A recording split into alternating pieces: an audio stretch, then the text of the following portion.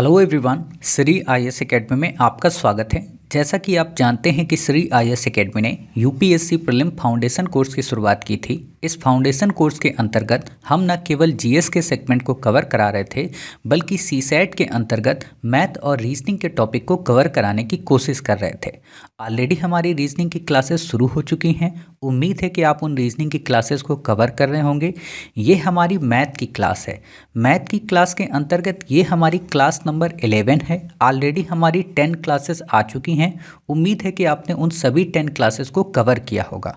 आज की हम अपनी इस क्लास नंबर 11 में मैथ के एक नए टॉपिक या कहें सबसे इम्पॉर्टेंट टॉपिक प्रतिशतता या परसेंटेज को कवर करने की कोशिश करेंगे। प्रतिशतता के अंतर्गत ये हमारा इसका पार्ट 1 है, अर्थात प्रतिशत के टॉपिक को हम कई पार्ट में कवर करेंगे। तो ये हमारा पार्ट 1 है और ये हमारा टॉपिक नंबर 2 है। आज के हम पार्ट 1 में देखेंगे कि प्रतिशतता का सामान्य परिचय क्या है, प्रतिशत कितने प्रकार के हमें पढ़ने हैं या कहें कितने प्रकार के प्रश्न यूपीएससी हमसे पूछती है, और कुछ मिसलेनियस बातों को। लेकिन जब हम इन चीज़ों को कवर करेंगे उससे पहले अपनी सभी 10 क्लासेस का एक क्विक रिवीजन ले लेंगे, ताकि हमें आज की ये स्टोरी वहाँ की प्रीवियस स्टोरी से लिंक करते हुए समझ में आए। तो बिना देरी के अपनी क्लास की हम शुरुआत करते हैं। उम्मीद है कि आप अपने पास पेन, पेंसिल और रफ कॉपी रखे होंगे ताकि आप नोट्स बनाएंगे। तो जैसा कि आप जानते हो कि ये श्री आईएएस एकेडमी का मैथ का सिलेबस है, सीसैट का काफ़ी इम्पोर्टेंट है। इस सिलेबस के जरिए ही आपको पता चलेगा कि हमें मैथ में क्या पढ़ना है, क्या नहीं पढ़ना है। मैं एक बात बताना चाहता हूँ। अभी मैं कुछ दिन पहले एक सज्जन के पास गया, उनके रूम में, तो मैंने देखा कि वो क्या थे कि एक इंस्टीट्यूट की क्लास कवर कर रहे थे। और हंसी की बात ये है कि उस इंस्टीट्यूट के द्वारा ये सभी चारों क्लासेस कवर कराई जा रही थी। मतलब क्षेत्रमिति गणित कराई जा रही थी, ट्रिग्नोमेट्री कराई जा रही थी, जियोमेट्री कराई जा रही थी और कोऑर्डिनेट जियोमेट्री। मुझे हंसी इस बात की आ रही थी कि जब ये हमारे सिलेबस का पार्ट ही नहीं है, तब वो कोचिंग संस्थान या वो बच्चा क्यों कवर कर रहा है। आपको अगर पता है, हमने जैसे कि पहले क्लास में बताया था कि अंक गणित ही हमारा मेन सिलेबस का पार्ट है और डाटा इंटरप्रिटेशन और डाटा सफिशिएंसी उसका सब पार्ट है। तो ये हमने आपको बताया था। लेकिन वही है, अगर आप पाठ्यक्रम को नहीं देखते हो तो फिर दिक्कतें आती हैं। ठीक, तो मैंने आपको अंक गणित के अंतर्गत अभी तक क्या पढ़ाया? मैंने आपको अभी तक अंक गणित के अंतर्गत संख्या पद्धति कवर कराई, उसी के अंतर्गत मैंने आपको सरलीकरण कवर करा दिया था, उसी में मैंने आपको डेसिमल एंड फ्रैक्शन कवर कराया था, उसी में मैंने घातांक और करनी भी कवर कराया। इवन उसी के अंतर्गत मैंने आपको वर्गमूल और घनमूल कवर कराया। कहने का मतलब ये है कि हमने अपनी प्रीवियस 10 क्लास के अंतर्गत आपको 5 टॉपिक कवर करा दिए। अब आप में से कई सारे बच्चों के मन में आया होगा, सर जब 5 आपने कवर करा दिए तो फिर आपने यहाँ टॉपिक नंबर 2 क्यों लिखा? तो देखो, यहाँ टॉपिक नंबर 2 इसलिए लिखा क्योंकि ये जो 5 टॉपिक है ना, ये सब नंबर सिस्टम के अंतर्गत ही पढ़ना होता है। बट मैंने यहाँ पे आपको सब पार्ट बना के दिए थे, ठीक है? तो आपको दिक्कत में नहीं रहना है। और वैसे भी मैंने आपको जो ओरिजिनल आपको सिलेबस लिखाया था कि हमें टोटल 14 टॉपिक कवर करने, आप उस पर ध्यान दीजिए। ठीक, तो अब ये बातें जब हो गई तो आज हम किस टॉपिक की शुरुआत कर रहे हैं? प्रतिशतता की। जब हमारा ये प्रतिशत हो जाएगा तब हम प्रॉफिट एंड लॉस को कवर करेंगे, फिर हम महत्तम समापवर्तक और लघुत्तम समापवर्तक को कवर करेंगे, और इसी सीक्वेंस में चलते हुए हम आगे बढ़ेंगे। ठीक है, तो अब आज की हम क्लास की शुरुआत करते हैं। आज की क्लास की शुरुआत करें वही पुरानी बात कि आपसे हमने वादा किया कि हम आपको एक क्विक रिवीजन कराएंगे।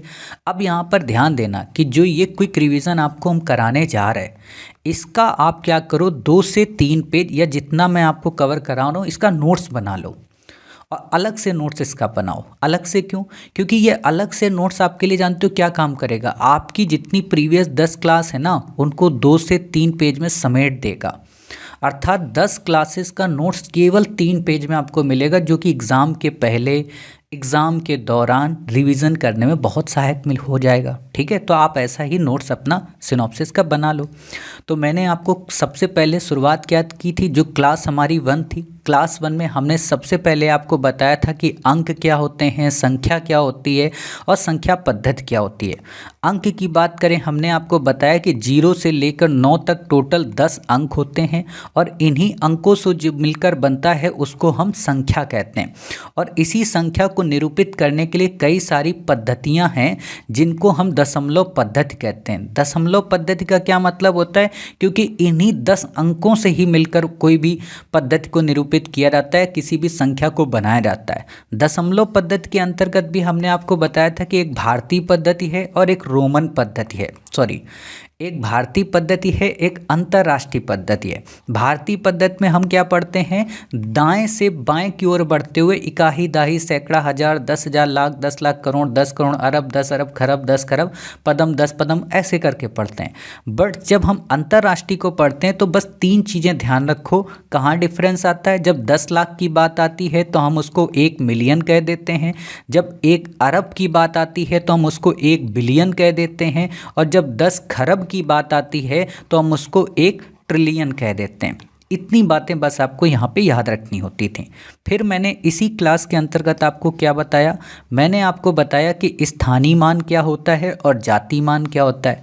स्थानीय मान का मतलब जिस भी संख्या का जो स्थान है, यानी कि अगर मान लो कोई एक संख्या है और हमसे अगर कोई पूछे कि इसका स्थानीय मान क्या है, ठीक है, अगर कोई हमसे पूछे कि स्थानीय मान क्या है, मान लीजिए 3 का स्थानीय मान क्या है, तो हम 3 का स्थानीय मान बता देंगे 1 2 3 4 5, मतलब 5वें नंबर पर 3 है तो इसमें 10 का उतना गुणा कर देंगे। ठीक है, जैसे ये हमारा 9 है, ठीक है, ये हमारा 80 हो जाएगा, ये हमारा 700 हो जाएगा, ये हमारा 5000 हो जाएगा और ये हमारा 30,000 हो जाएगा। ठीक है, तो हम इस तरीके से क्या निकालते हैं, इस तरीके से निकालते हैं स्थानीय मान। बट अगर हमसे पूछ दे कोई जातीय मान क्या है, ठीक है, तो जातीय मान का मतलब ये होता है कि जो वैल्यू हमसे पूछी गई है वही जातीय मान है। जैसे 3 का अगर हमसे जातीय मान पूछा जा रहा है तो हम क्या कहेंगे कि 3 का जो जातीय मान है वो 3 ही है। ठीक है, तो ये बात हमें ध्यान रखनी पड़ती है, क्योंकि कई बार क्या होता है कि बच्चा क्वेश्चन पढ़ता है लेकिन उसको समझ में नहीं आता है। ठीक, सपोज करो मान लो कोई आपको एक संख्या दे दी गई 325 और उसमें पूछा कि इसका जातीय मान क्या है, तो हम कहेंगे कि सर इसका जातीय मान 3 का 3 है, 2 का सर 2 है, 5 का 5 है। अगर कह दे स्थानीय मान क्या है तो हम कहेंगे सर 3 का 300 है। क्यों? क्योंकि 10 के गुणज में हमें पढ़ना है। 10 का गुणज क्यों? क्योंकि दशमलव पद्धति होती है। ठीक है, तो ये बातें हमने जानी थी। फिर हमने इसी में आपको रोमन अंकों के बारे में बोला था कि इसको 1 बोलते हैं, इसको 2 बोलते हैं, इसको 3 बोलते हैं, इसको 4 बोलते हैं, इसको 5 बोलते हैं। लेकिन ये आपको पता होते हैं 9-10 तक। ठीक है, जहाँ क्वेश्चन आपसे बनता है वो होता है LCD महंगा, मतलब L किसको बोलते हैं, 50 को बोलते हैं, C मतलब सेंचुरी 100 को बोलते हैं, D मतलब 500। अब ये मत पूछना कि D को क्या बोलते हैं, डिकेड तो नहीं बोलते होंगे। ठीक है, M का मतलब क्या होता है, 1000। ठीक, अब यहाँ पर कुछ बच्चों के मन में एक और प्रश्न आया होगा कि सर यूट्यूब की भाषा या इंस्टाग्राम की भाषा में तो और भी चीज़ें अलग होती हैं। हाँ, वहाँ पर जो K शब्द है वो 1000 को रिप्रेजेंट करता है। ठीक है, M शब्द है वो मिलियन को रिप्रेजेंट करता है, तो वहाँ की बातचीत अलग है। ठीक है, तो हर जगह के कहने का मतलब है कि अपने अपने सिस्टम होते हैं। ठीक, तो ये हमने क्लास आपको कहाँ कराया, क्लास 1 में। फिर हम जब आए क्लास 2 के अंतर्गत, तो क्लास 2 में हमने आपको संख्याओं का वर्गीकरण पढ़ाया, जो कि मोस्ट इम्पॉर्टेंट है, आगे की क्लासेस में बहुत काम आएगा। इवन रीजनिंग में भी आपने देखा होगा कि वहाँ कितनी ये मदद करते हैं। ठीक है, वर्गीकरण में मैंने क्या पढ़ाया कि दुनिया में जितनी भी संख्याएं वो सबकी सब क्या सम्मिश्र हैं, या कहें एक तरीके की वो सबकी सब कॉम्प्लेक्स नंबर हैं। तो जब सारी की सारी कॉम्प्लेक्स नंबर हैं तो उनका जब विभाजन किया गया तो 2 पार्ट में बटी। एक का नाम हो गया वास्तविक और एक का नाम क्या हो गया, काल्पनिक। कई जगह पे अवास्तविक आपको मिलेगा। ठीक है, काल्पनिक जो संख्याएं हैं वो एग्जिस्ट ही नहीं करती, तो हम इनके बारे में आगे पढ़ेंगे ही नहीं। वास्तविक जो संख्याएं होती हैं वो वास्तव में आगे चलकर क्या होती हैं, 2 पार्ट में बढ़ती हैं। हालांकि वास्तविक संख्याएं उनको कहते हैं जिनको संख्या रेखा पर निरूपित किया जा सके। अवास्तविक संख्या या काल्पनिक संख्याएं वो होती हैं जिनको संख्या रेखा पर निरूपित न किया जा सके। जैसे ये एक संख्या रेखा बनाई जाती है, ये 0 होता है, इस तरफ जितनी भी संख्याएं होती हैं ये प्लस में होती हैं और इस तरफ जितनी भी संख्याएं होती हैं माइनस में होती हैं। ठीक है। अंडर रूट भी यहाँ आ जाएगा, लेकिन वो अंडर रूट ये हो वो एग्जिस्ट करता हो, जैसे अंडर रूट 4 एग्जिस्ट करता है, अंडर रूट 2 एग्जिस्ट करता है ना। तो इनको हम क्या कहते हैं, ये वास्तविक संख्याएं हैं। लेकिन अगर हमको दे दे -√2 -√4 तो ये अवास्तविक या काल्पनिक संख्याएं। ठीक। अब जब वास्तविक संख्याओं के बारे में हमने पढ़ा तो हमने कहा कि ये दो टाइप की होती हैं, एक होती है परिमेय, एक होती हैं अपरिमेय। परिमेय की अगर हम बात करें तो ये क्या होती हैं, ये रिपीट भी होती हैं और ये समाप्त भी होती हैं। अपरिमेय की बात करें तो ना तो रिपीट होती ना ही समाप्त होती हैं। पाई का मान 22/7 एक अपवाद है।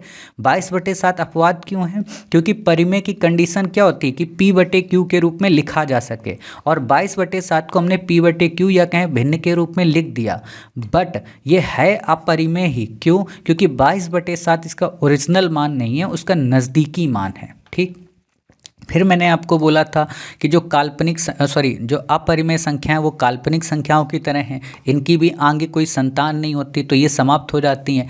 और जो परिमेय संख्याएं हैं वो आगे चल के 3 पार्ट में बढ़ जाती हैं, एक पूर्णांक कहलाता है, एक दशमलव कहलाता है, एक भिन्न कहलाता है। भिन्न की अगर हम बात करें तो एक उचित भिन्न होती है, एक अनुचित भिन्न होती है। उचित भिन्न की बात करें तो हर हमेशा बड़ा होगा, वैल्यू हमेशा 1 से कम आएगी। अनुचित की अगर बात करें तो अंश हमेशा बड़ा होगा और वैल्यू हमेशा 1 से ज़्यादा आएगी। दशमलव की बात करें तो 1 के बाद जो दशमलव लगता है उसको जितना हटाएंगे, जितने अंक उसके बाद होंगे नीचे उतने जीरो लग जाएंगे। किसी भी संख्या में अगर दशमलव लगाना हो तो नीचे उतने 100 का, 1000 का, उतने गुणज का आप भाग कर दो। ठीक है। पूर्णांक की अगर हम बात करें तो जो भी संख्या है, मतलब 0, 1, 2, 3, 4, 5, ये जितनी भी संख्या वो सब पूर्णांक कहलाती हैं। इन पूर्णांक को भी आगे चल के 2 पार्ट में बांटा जाता है, एक है पूर्ण संख्याएं, एक होती हैं ऋणात्मक संख्याएं। पूर्ण संख्याओं की बात करें तो 0 से शुरू होने वाली संख्याएं पूर्ण संख्या कहलाती हैं, और इसके बाद जो इनका पार्ट बनता है वो बनता है पूर्ण संख्याओं का प्राकृतिक संख्याओं के रूप में, और उदासीन संख्या। ठीक है। उदासीन किसको बोलते हैं, 0 को बोलते हैं, और प्राकृतिक किसको बोलते हैं, 0 को हटा के 1, 2, 3, 4। क्यों, क्योंकि 0 की खोज भारत ने की थी, या कहें 0 की खोज किसी इंसान ने की थी, प्रकृति में 0 नहीं था। इसलिए अगर कोई व्यक्ति किसी इंसान को ये कहता है कि तुम तो शून्य हो, तुम तो गधे हो, तुम तो बेवकूफ़ हो, तो वो मूर्ख है। क्यों, क्योंकि प्रकृति ने किसी को शून्य बनाकर नहीं भेजा है। और एक बात और आपको बताऊं, रसिया का जो एजुकेशन सिस्टम है वहाँ पे किसी भी बच्चे को 10 में से अगर कितना भी वो खराब लिखेगा तो उसको 0 नंबर नहीं दिए जाते हैं, उसको या तो 1 नंबर दिया जाएगा या तो 2 नंबर दिया जाएगा, लेकिन नंबर दिया जाएगा। क्यों, उनका मानना है कि जिस बच्चे ने मेहनत की, उसने कुछ तो सोचा, कुछ तो उसने लिखा, तो उसकी योग्यता तो 1 के बराबर है, वो शून्य नहीं है, वो गधा नहीं है। समझ गए, ये इंपॉर्टेंट चीज़ है। और इसी चीज़ को श्री IAS एकेडमी फॉलो करती है। आप देखना, जब हम आपके आंसर राइटिंग चेक करते हैं तो आपको नंबर नहीं देते। क्यों नहीं देते हैं, इसीलिए नहीं देते हैं क्योंकि हमें पता है कि आप अच्छा लिख रहे हो, और हम कौन होते हैं आपकी कॉपी चेक करने वाले, UPSC आपको नंबर देगी ना। तो हम बस बता सकते हैं कि इन कमियों को आप हटा के इस चीज़ को ऐड कर लो तो आप और बेस्ट हो जाओगे। ठीक है। और वैसे भी हमेशा हम कहते हैं कि बेहतर से और बेहतर आपको बनाना है, क्योंकि बेहतर तो आप हो, और बेहतर बनाना है। ठीक है। तो इतनी बातें जब आपने समझ ली थी, फिर हमने क्लास 3 की शुरुआत की। उसमें मैंने आपको सम, विषम, भाज्य, अभाज्य, सहअभाज्य और संपूर्ण संख्याओं के बारे में जानकारी दी। यहाँ जब मैंने आपको एक कुछ चीज़ें और आपको बताई थी, मैंने पीछे की क्लास में क्या बताई थी वो भी आप नोट डाउन कर लेना, कि पूर्ण संख्या या प्राकृतिक संख्याओं के बारे में मैंने क्या बोला था, कि दुनिया में जो सबसे छोटी प्राकृत संख्या है वो कौन सी है, 1 है। और मैंने कहा कि 1 में जब भी हम कोई संख्या जोड़ देंगे तो वो उससे बड़ी प्राकृतिक संख्या हमको मिल जाएगी। अर्थात अगर कोई हमसे पूछे कि सबसे बड़ी प्राकृतिक संख्या कौन है, तो पता नहीं, वो बता ही नहीं जा सकती। क्यों, क्योंकि किसी में भी आप 1 जोड़ दोगे वो अगली प्राकृतिक संख्या बन जाएगी। ठीक है। तो उसका कोई अनंत होता नहीं। दूसरी चीज़ की जो 0 है वो प्राकृत संख्या नहीं है, जबकि 0 क्या है, एक पूर्ण संख्या है, ये मैंने आपको बताया। फिर मैंने आपको बोला था जो शून्य है वो ना तो धनात्मक होता है और ना ही वो ऋणात्मक होता है, क्योंकि वो उदासीन होता है। ठीक है।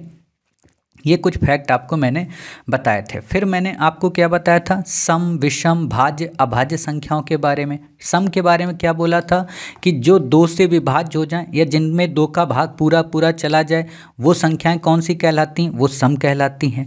लेकिन जिनमें 2 का भाग न जाए, या कहें 2 के भाग के अतिरिक्त जो संख्याएं हैं वो सब की सब क्या कहलाती हैं, वो सब की सब विषम संख्याएं कहलाती हैं। फिर मैंने आपको इसी में बताया था भाज्य संख्याओं के बारे में। भाज्य के बारे में खूबी क्या थी कि वे सभी संख्याएं जिनका एक गुणनखंड के साथ साथ कोई अन्य भी गुणनखंड हो, है ना, अन्य गुणनखंड हो, तो वो क्या कहलाएंगी, भाज्य। जैसे 4 अगर संख्या हम देखें तो 1 भी है, 2 भी है ना, और फिर 2 भी है, तो इसका गुणनखंड 1 के अलावा 2 भी है।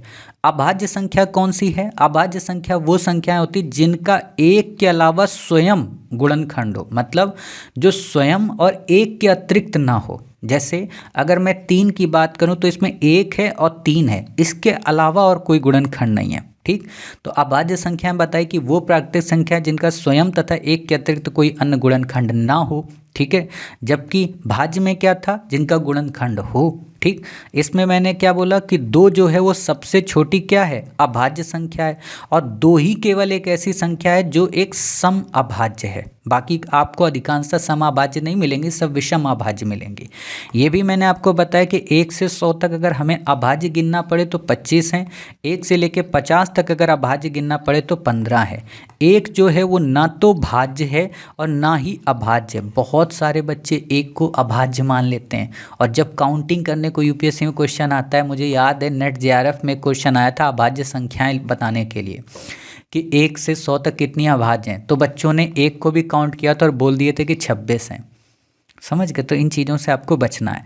फिर मैंने इसी में आपको को प्राइम नंबर या कहें सह अभाज्य के बारे में बताया। सह अभाज्य क्या होती है कि वो संख्या युग्म जिसमें आपस में 1 के अलावा कोई भी गुणनखंड उभयनिष्ठ ना हो, मतलब कॉमन ना हो। अर्थात जैसे मान लो हमने कोई एक बनाया 51 और 11, ठीक है, हमने ये बनाया कि 51 और 11। अब 51 और 11 के बारे में जब हम गुणनखंड निकालते हैं, ठीक है, या 11 के बारे में गुणनखंड निकालते तो हमको क्या पता है कि 1 होगा और 11 होगा, इसके अलावा इसका कोई गुणनखंड नहीं होगा। 51 के बारे में अगर आप निकालोगे गुणनखंड तो 1 तो होगा। अब 13 से भाग दो, है ना, 12 चौक 48 नहीं जाता है, 13 सत्ते 91, है ना, नहीं जाता है, 13 पचाई 65, 13 चौको 52, ठीक है, तो नहीं जाता है। मतलब ये क्या है, ये भी एक अभाज्य है, तो ये भी 51 से जाएगा। ठीक है, अब 51 से चेक करने का मतलब ऐसे भी चेक कर लिया करो इसका हाफ क्या हुआ। तो हाफ आपको पता चला कि हाफ तो सर इसका 25.5 हो रहा है, तो सीधी सी बात है अभाज्य है। तो अब यहाँ पर आप क्या देख रहे हो, केवल एक ही उभयनिष्ठ है। ठीक है, मतलब संख्या एक हो, या जब हम आपको मासापा पढ़ाएंगे तो वहाँ बताएंगे कि महत्तम समापवर्तक क्या होता है, और वहाँ पे भी ये चीज़ आपको पढ़नी होगी, को प्राइम नंबर। फिर आपको परफेक्ट नंबर बताया कि जो संख्या का गुणनफंड आए अगर उसको हम जोड़ भी दें तो वही संख्या हमको मिलती है, 3 2 5 1 6। ठीक है, तो इस तरीके से हमने ये बेसिक बातें सीखी थी। फिर मैंने आपको कुछ फॉर्मूले लिखाए थे कि प्राकृतिक संख्याओं का योग अगर आ जाए, प्रथम n प्राकृतिक संख्याओं का योग, तो हम क्या बताएंगे कि n(n+1/2), है ना। अगर हमसे पूछ दे कि वर्गों का योग के बारे में बताइए तो हम कहेंगे n(n+1) 2n+1/6। ये आपको औसत वाले में फिर से पढ़ाऊँगा, वहाँ पे काम आएंगे। ठीक है, या अरिथमेटिक रीजनिंग जब पढ़ाऊंगा वहाँ पे भी काम आएंगे। फिर मैंने आपको घनों के बारे में बोला कि n प्राकृतिक घनों के बारे में अगर क्वेश्चन आ जाए तो कुछ नहीं करना है, ब्रैकेट बड़ा लगाओ, n+1 करो और बटे 2 करो और इसका पूरे का होल स्क्वायर कर दो। मतलब जो पहला वाला है उसको ब्रैकेट में बंद करके उसका होल स्क्वायर कर दो, या कहें इसी को 3 बार लिख दो, तो हमारा क्या आ गया, घन आ गया।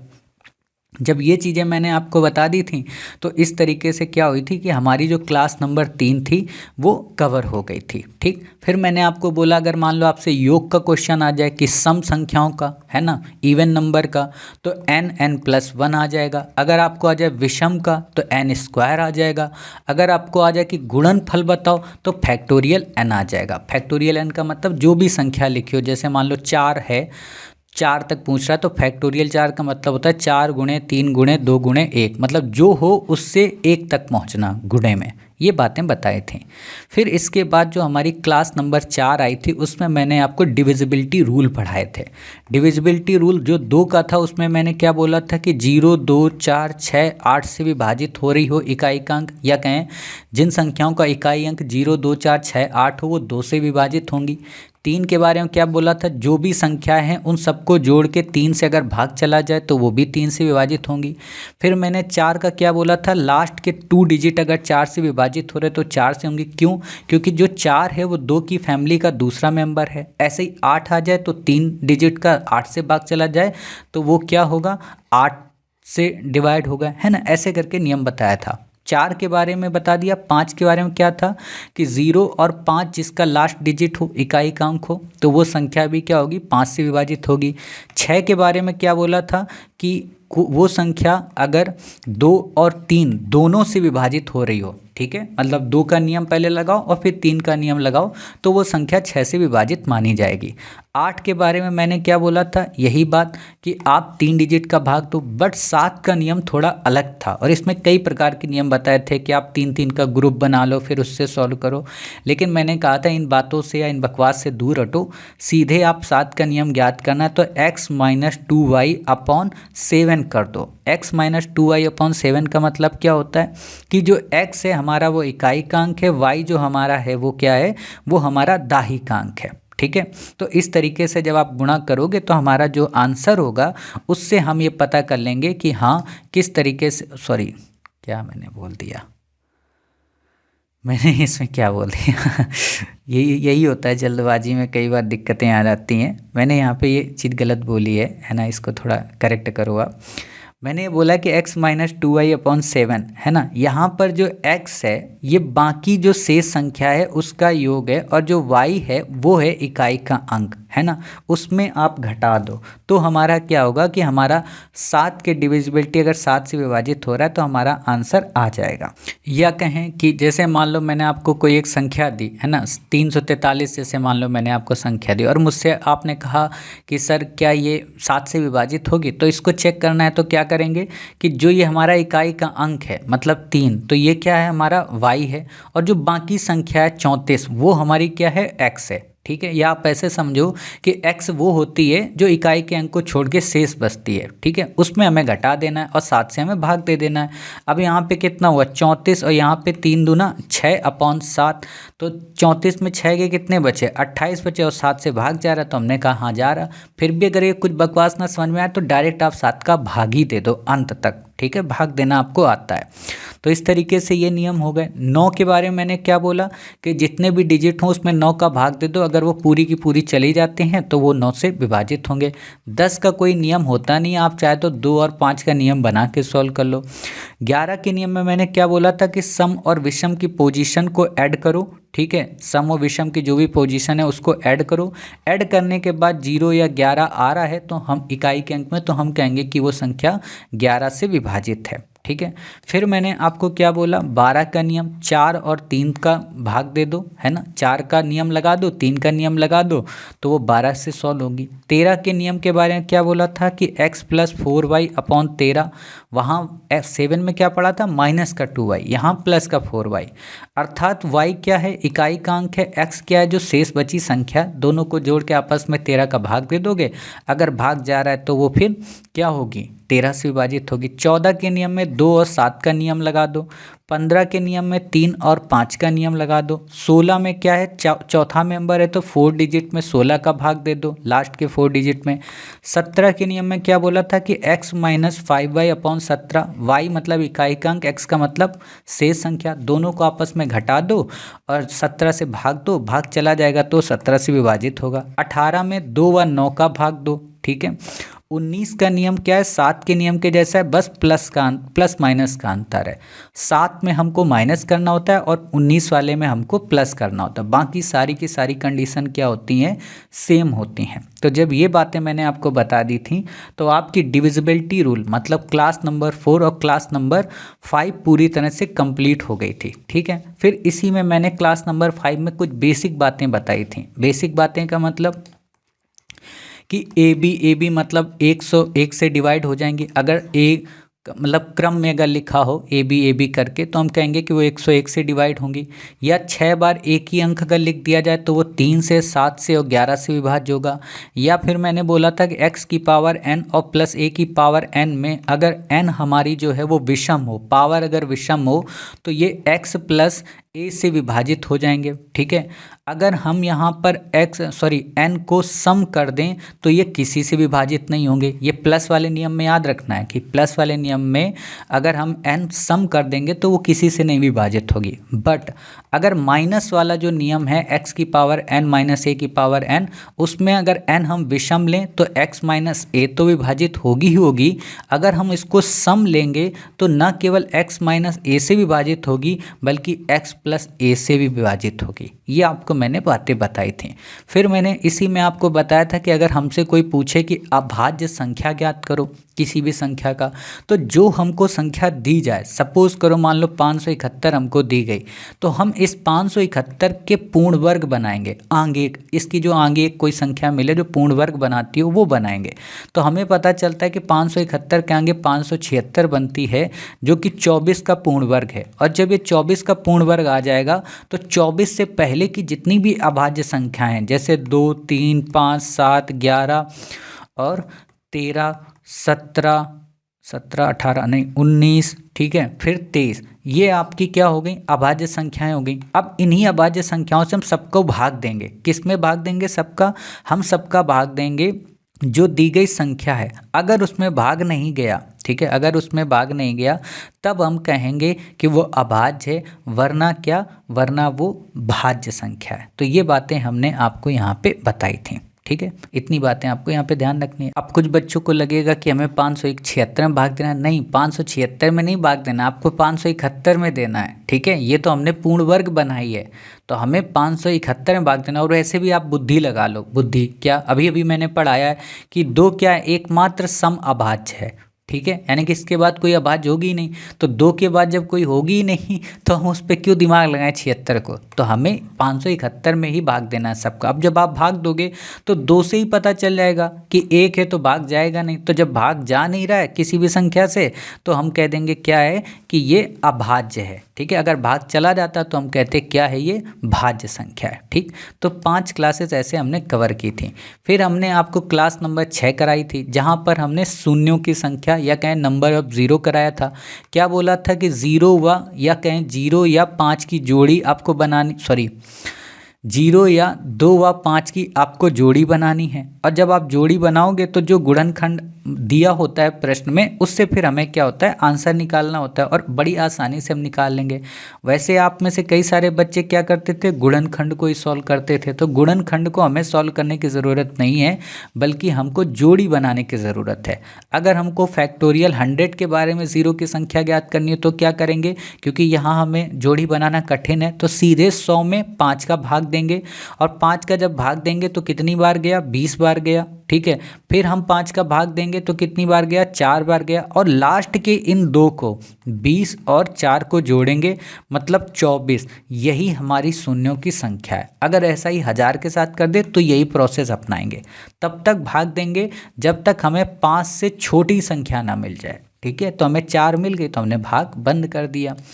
ये नंबर ऑफ ज़ीरो का कॉन्सेप्ट था। फिर हमने क्लास नंबर 7 कराई, वहाँ पर डिजिट की संख्या के बारे में बताया कि 0 या 5 अगर होता है वहाँ पे तो डिजिट क्या होगा? इकाई का अंक हमेशा सेम ही रहेगा। ठीक है, अर्थात हमें पूरे के पूरे गुणनखंड में जो सबसे इम्पोर्टेंट बात क्या ध्यान रखनी है कि इकाई के अंक पे हमें ध्यान देना है, बाकी हमें किसी पे ध्यान नहीं देना है। ठीक है,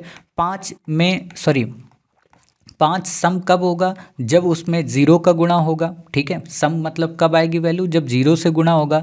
और 5 की वैल्यू विषम कब मिलेगा इकाई का अंक? जब स्वयं 5 से गुणा हो। ठीक है, ये बेसिक बातें बताई। फिर मैंने आपको पावर वाला क्वेश्चन कराया कि अगर 2 की पावर 3715 हो तब कैसे इकाई का अंक ज्ञात करेंगे। तो मैंने आपको क्या बोला था? केवल हमें इकाई के अंक से मतलब है। तो 3715 में हम सीधे 4 का भाग देंगे। क्यों? क्योंकि जितने भी हमारी संख्याएं हैं 0 से लेकर 9 तक, उनमें 1 से लेकर 9 तक अंक, उनका जब भी हम भाग करेंगे, पावर बनाएंगे तो क्या होगा कि 4 बार के बाद सबकी सब पावर रिपीट होंगी। चाहे 2 की हो, चाहे 3 की हो, चाहे 4 की हो, है ना, उनकी सबकी रिपीट होगी। लेकिन जो 0 है, 1 है, 5 है, 6, इनकी हमेशा सेम रहेगी। चाहे 1 पावर करो, चाहे 2 करो, चाहे 4 करो, चाहे 6 करो, तो ये अलग नियम हो जाते हैं। और बाकी की जो 2, 3, 4, 7, 8, 9 हैं ये 4 बार में रिपीट होते हैं। वो बात अलग है कि अगर 4 को हम करते हैं तो शुरू में 2 होता है, तो वही है कि 2 में जब होगा तो 4 में भी रिपीट होगा।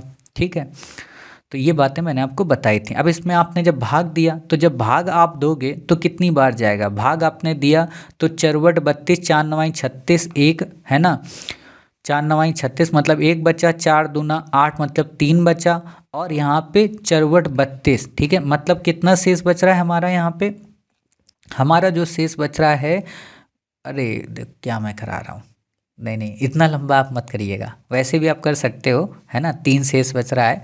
वैसे यहाँ पे आपको क्या करना है, नियम लगाना है कैलेंडर वाला, कि लास्ट के 2 डिजिट में 4 का भाग देना है, या कहीं इकाई के अंक सॉरी विभाज्यता के नियम वाले को आपको यहाँ पे नियम लगाना है। ठीक है, 15 में आपको 4 का भाग देना है, तो 3 हमारा शेष बचा। अब 3 शेष बचा मतलब 2 की पावर 3 है। अब 2 की पावर 3 है तो 2 गुणे 2 गुणे 2, 2 दूना 4 दूना 8, मतलब इकाई का अंक क्या होगा, इकाई का अंक सर 8 होगा।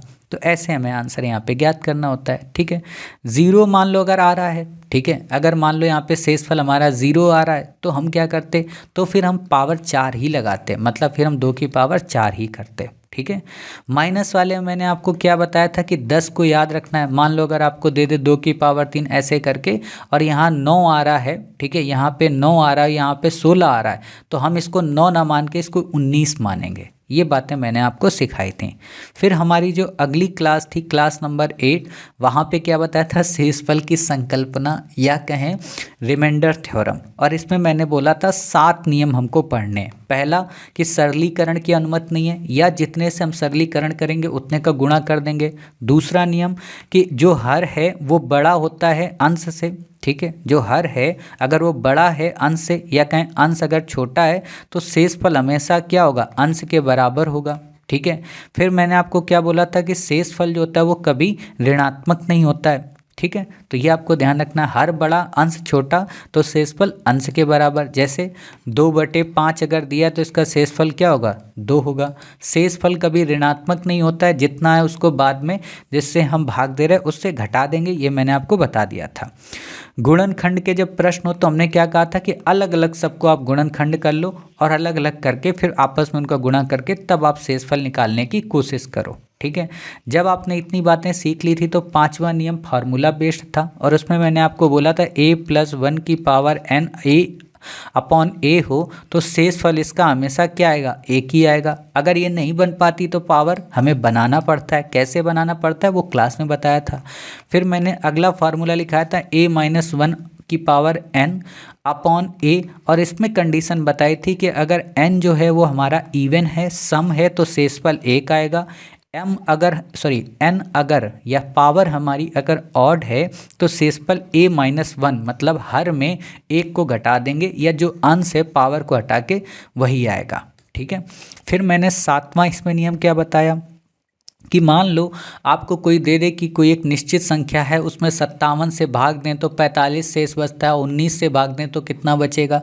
तो मैंने सीधा सा बोला था अगर इस 19 का भाग इस 57 में चला जाए तो ही इसका आंसर निकाला जा सकता है, वरना नहीं। और इसके लिए भी मैंने बोला आप ऑप्शन से भी निकाल सकते हो। ठीक है, तो ये बातें मैंने आपको क्लियर कराई। और जब ये भाग चला जाए तो फिर हमें क्या करना है, 19 का भाग 45 में देना है, क्योंकि इतना ही बच रहा था शेषफल के रूप में। ठीक, तो ऐसे आपको आंसर करना था। फिर लास्ट हमारी जो क्लास थी, क्लास नंबर 10, उसमें कुछ मिसलेनियस बातें कराई थी कि अंडर रूट की पावर में अगर माइनस का दिया हो, प्लस का दिया हो तो हमें पीछे से सॉल्व करना होगा। अनंत वाला अगर क्वेश्चन दिया हो तो उसमें क्या होगा, मान लो आपको √6 ऐसे करके दिया हो तो उसका आंसर हमेशा 6 होगा। और ये हर चीज़ के साथ है, 1 से लेके 9 तक अगर आपको अनंत तक में दिया हो गुणा में, तो हम कहेंगे क्या है कि उसका 6 है। फिर मैंने इसी में एक कलाकारी की, क्या कलाकारी की कि मान लो √6 प्लस √6 प्लस प्लस दे दे अनंत तक, तब तो मैंने क्या बोला था कि इनका गुणनखंड करो। अगर 2 गुणनखंड आ रहे 2 गुणे 3 करके, तो जो ये छोटी वाली है ये घटाने पे आएगी अगर यहाँ माइनस का लगाए, और बड़ी वाली जो वैल्यू है उसको हम क्या करेंगे, जोड़ के रूप में यूज करेंगे, अर्थात ऐसा हमारा फिर यहाँ पे आंसर मिलेगा। ठीक है, तो ये बातें मैंने आपको बताई थी और उम्मीद है कि आपको ये बातें समझ में आई होंगी। और अगर ऐसे आंसर नहीं निकल रहा है, गुणनखंड अगर नहीं बनना है, तो मैंने आपको क्या बोला था, श्रीधराचार्य नियम लगाओ। x मान के आप करो कि 0 बराबर x square minus x minus 6 करके ऐसे सॉल्व करो। और ये भी ना आता तो श्रीधराचार्य का जो फॉर्मूला है -b plus minus √b² minus 4ac upon 2a, ठीक है, b सेकेंड पद, a पहला पद और c तीसरा पद। ठीक है, ये भी चीज़ें जब कवर करा दी, फिर मैंने आपको सरलीकरण पढ़ाया कि कैसे सरलीकरण करना होता है बोर्डमास के नियम के अंतर्गत। फिर मैंने आपको करणी घात के बारे में बताया। करणी घात का मतलब कि √2 है ना, और ये घन 3 या 4 की पावर 12 है ना, ऐसे करके बताया। और इसमें अगर आपसे पूछे कि कौन छोटा कौन बड़ा, तो हमें क्या करना होता है, कुछ नहीं, जो ये अंडर रूट है तो हम क्या करेंगे, अंडर रूट को 2 की पावर 1/2 मानेंगे, 3 को क्या कहेंगे 1/3 कहेंगे, और ये 12 को क्या कहेंगे 1/4।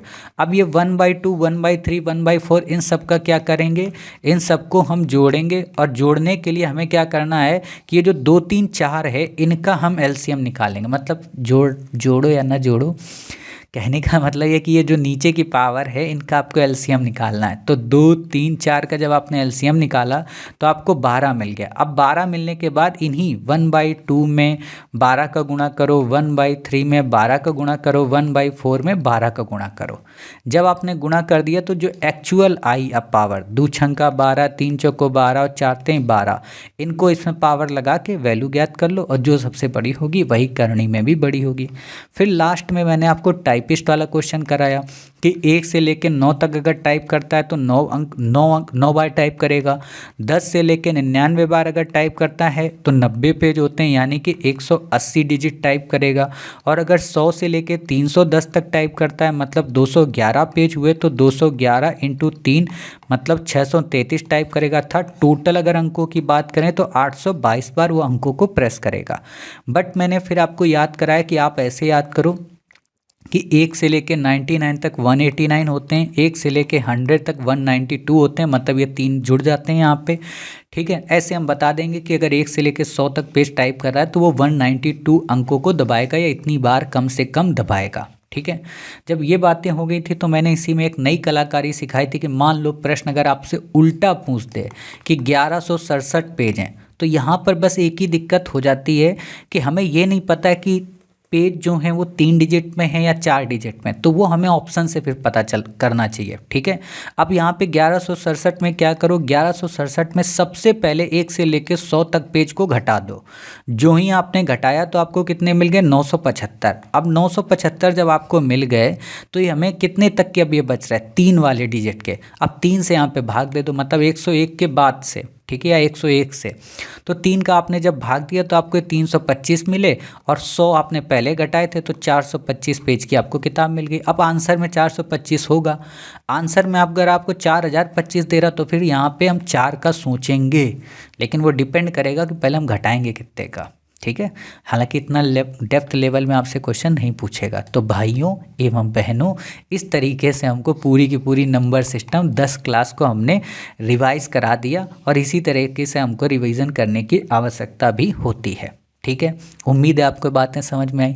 अब एक काम करते हैं, अपनी क्लास की शुरुआत करते हैं। काफ़ी बड़ा ये टॉपिक था, है ना, आपके 25 से 30 मिनट ले लिए, लेकिन वही बात है, बहुत ज़रूरी था। अब आपको दिमाग में आ गया ना कि हाँ, इतनी फास्ट हमें 28 से 30 मिनट में पूरी की पूरी 10 क्लास जो घंटों की हैं ऐसे कवर करनी होती हैं। ठीक, तो अब बात करते हैं प्रतिशत की।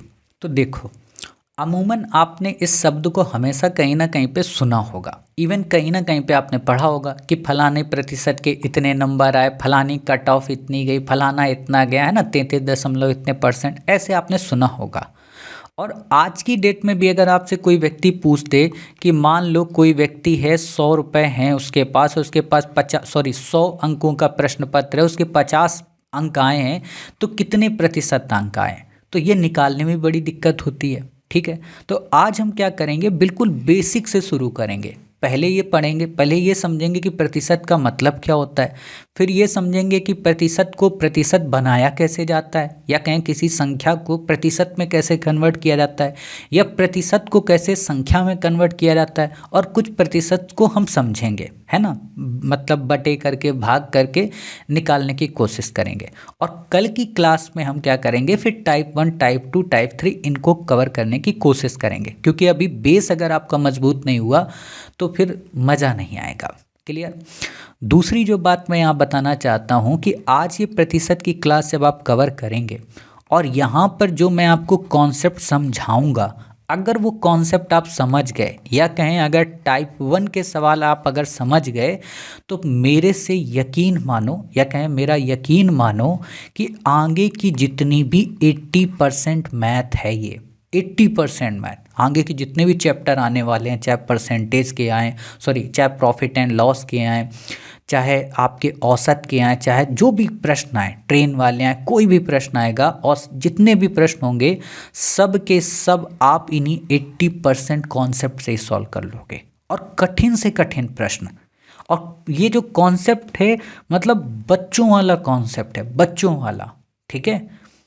वर्क वाले में सबसे ज़्यादा हेल्प करेगा ये कॉन्सेप्ट। तो इसीलिए कोशिश ये करना कि ये कॉन्सेप्ट आपको समझना है हर हाल में। एक बार देखो क्लास को, 2 बार देखो, 3 बार देखो, बट कॉन्सेप्ट को समझना है। समझ रहे हो, क्योंकि बहुत इंपॉर्टेंट है कॉन्सेप्ट। इतनी बातें क्लियर हुई। चलिए अब क्या करते हैं, आपको बेसिक से बताते हैं। आपने गणित में जब भी कई शब्द सुनते हो, जैसे आप एक शब्द सुनते हो रेशियो, ठीक है, जिसको हम क्या बोलते हैं, जिसको हम बोलते हैं अनुपात।